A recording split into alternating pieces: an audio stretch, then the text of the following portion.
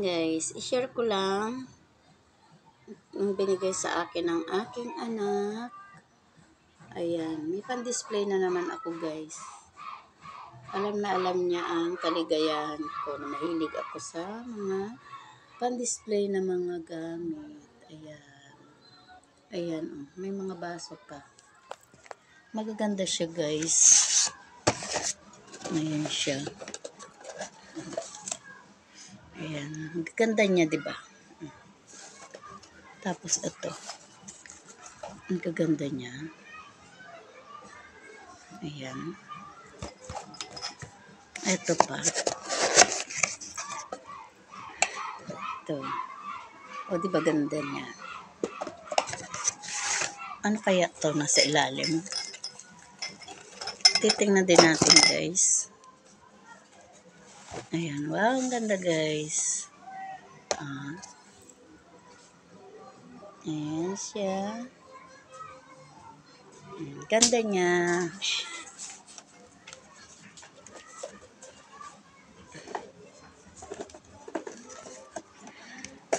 Ayan.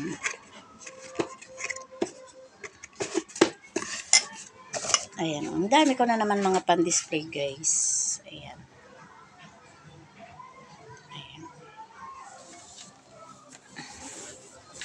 Alam nyo ba guys na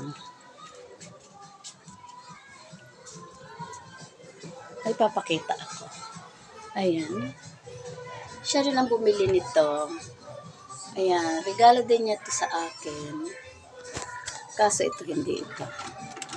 At ibang may-ari nito guys, ito yung nagbigay lang sa akin ito. Ayan, yun yung mga binili din sa akin ng aking anak. Ayan. Ayan, may mga sandok siya doon, mga pang service phone. Ayan. Diba? Bukas-bukas pwede na ako magtindahan ng mga plato at hawong. Joke lang, hindi ko yan binibinta. Ayan pa.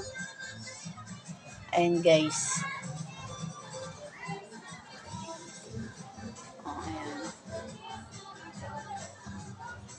Ayan. Mga bigay sa akin yan ng aking Junakis.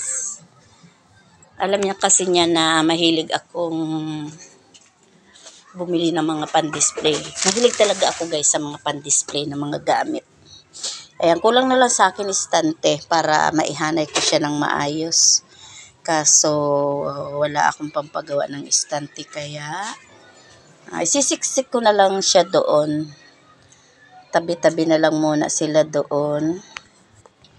Kapag ako'y nakapagpagawa na ng istante, saka ko sila ililipat. O kaya naman, bibili ako nung talagang tauban ng plato na pwede ko silang doon ilagay. Ayan. Ayan guys, na-share ko na yan. Ayan, salamat talaga sa aking anak na nagbigay sa akin ito. Thank you very, very much.